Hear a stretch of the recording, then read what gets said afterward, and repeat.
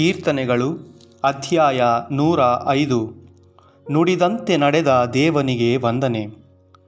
ಸಲ್ಲಿಸಿ ಪ್ರಭುವಿಗೆ ಕೃತಜ್ಞತಾ ಸ್ತೋತ್ರವನ್ನು, ಮಾಡಿರಿ ಆತನ ನಾಮಸ್ಮರಣೆಯನ್ನು, ಸಾರಿರಿ ಜಗಕ್ಕೆ ಆತನ ಸತ್ಕಾರ್ಯಗಳನ್ನು.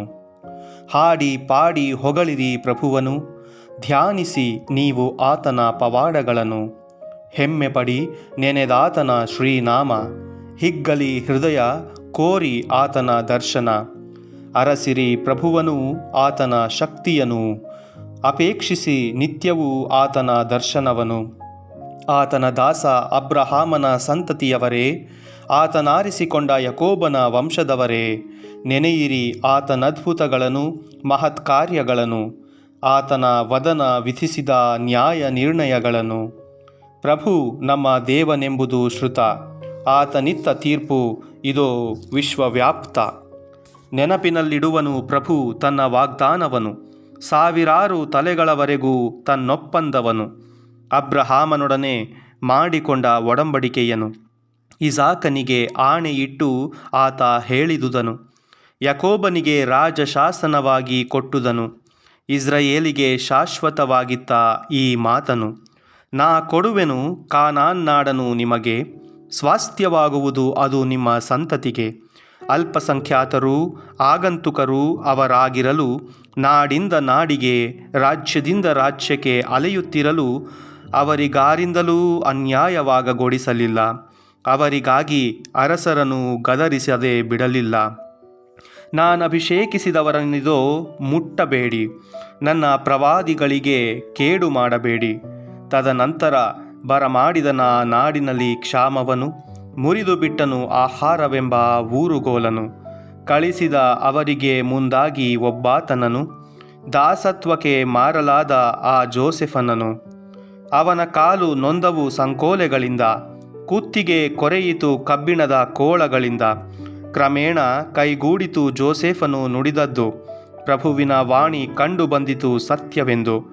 ಬಿಡಿಸಲವನನು ಅರಸ ಕಳಿಸಿದ ಆಳನು, ಬಿಡುಗಡೆ ಮಾಡಿದ ಜನಾಧಿಪತಿ ಅವನನು. ನೇಮಿಸಿದನವನನು ತನ್ನ ಮನೆಗೆ ಯಜಮಾನನನ್ನಾಗಿ, ಮಾಡಿದ ತನ್ನಾಸ್ತಿಗೆಲ್ಲ ಅಧಿಕಾರಿಯನ್ನಾಗಿ. ಪದಾಧಿಕಾರಿಗಳಿಗೆ ಶಿಕ್ಷಕನನ್ನಾಗಿಸಿದ, ಮಂತ್ರಿಗಳಿಗೆಲ್ಲ ಉಪದೇಶಕನನ್ನಾಗಿಸಿದ. ಬಂದನು ಆಗ ಇಸ್ರಾಯೇಲನು ಈಜಿಪ್ಟಿಗೆ, ಪ್ರವಾಸಿಯಾದ ಯಾಕೋಬನು ಹಾಮ ನಾಡಿಗೆ. ತನ್ನ ಜನರ ಸಂತಾನವನ್ನು ಪ್ರಭು ಅಭಿವೃದ್ಧಿಗೊಳಿಸಿದ, ಶತ್ರುಗಳಿಗಿಂತಲೂ ಅವರನ್ನು ಬಲಿಷ್ಠರನ್ನಾಗಿಸಿದ. ಮಾರ್ಪಡಿಸಿದ ಈಜಿಪ್ಟರನು ತನ್ನ ಜನರನ್ನು ದ್ವೇಷಿಸುವಂತೆ, ತನ್ನ ದಾಸರೊಡನವರು ಕುಯುಕ್ತಿಯಿಂದ ನಡೆದುಕೊಳ್ಳುವಂತೆ ಕಳಿಸಿದ ತನ್ನ ದಾಸ ಮೋಶೆಯನು, ತಾನು ಆರಿಸಿಕೊಂಡ ಆರೋನನನು. ನೋಡಿದರಿವರು ಆತನ ಸೂಚಕ ಕಾರ್ಯಗಳನ್ನು, ಹಾಮ ನಾಡಿನಲ್ಲಿ ನಾನಾ ಅದ್ಭುತ ಕಾರ್ಯಗಳನ್ನು. ಕಾಳ ರಾತ್ರಿಯಾಯಿತು ಪ್ರಭು ಕಳಿಸಲು ಕತ್ತಲನು, ಈಜಿಪ್ಟರಾದರೋ ಇದಿರಿಸಿದರು ಆತನ ಮಾತನು. ರಕ್ತವಾಗಿಸಿದನಾತ ಅವರ ನದಿಗಳನ್ನು, ಸಾಯಿಸಿದನು ಅವುಗಳಲ್ಲಿದ್ದ ಮೀನುಗಳನ್ನು. ತುಂಬಿಕೊಂಡವು ಕಪ್ಪೆಗಳು ನಾಡಿನೊಳೆಲ್ಲ, ಹರಡಿಕೊಂಡವು ಅರಸನ ಕೊಠಡಿಗಳಲ್ಲೆಲ್ಲ. ಕಾಣಿಸಿಕೊಂಡವು ಆತನಾಜ್ಞಾಪಿಸಲು ಹುಳು ಹುಪ್ಪಟೆಗಳು ಪ್ರಾಂತ್ಯದೆಲ್ಲೆಡೆಯೊಳು. ಮಳೆಗೆ ಬದಲು ಕಳಿಸಿದ ಕಲ್ಮಳೆಯನು, ನಾಡಿನೆಲ್ಲೆಡೆಯೊಳು ಸಿಡಿಲು ಮಿಂಚನು. ನಾಶ ಮಾಡಿದ ನಾಡಿನ ಎಲ್ಲ ಮರವೃಕ್ಷಗಳನ್ನು, ದ್ರಾಕ್ಷಾಲತೆಗಳನ್ನು, ಮೇಣ್ ಅಂಜೂರ ಗಿಡಗಳನ್ನು. ಆತ ನುಡಿದದ್ದೇ ಬಂದವು ಮಿಡತೆಗಳು, ಅಗಣಿತವಾದ ಸಂಖ್ಯೆಯಲ್ಲಿ ಚಿಟ್ಟೆ ಹುಳುಗಳು. ತಿಂದು ಬಿಟ್ಟುವವು ನಾಡಿನ ಬೆಳೆಯನು, ಹೊಲಗದ್ದೆಗಳು ಇತ್ತ ಫಲವೆಲ್ಲವನು. ಕೊಂದನು ನಾಡಿನ ಜ್ಯೇಷ್ಠ್ಯರೆಲ್ಲರನ್ನು, ಗಂಡಸುತನದ ಪ್ರಥಮ ಫಲಗಳನ್ನು. ಹೊರತಂದನು ಇಸ್ರಾಯೇಲರನ್ನು ಬೆಳ್ಳಿ ಬಂಗಾರ ಸಹಿತ, ಅವರ ಗೋತ್ರದೊಳಿರಲಿಲ್ಲ ಯಾರೊಬ್ಬನು ನಿಶ್ಶಕ್ತ.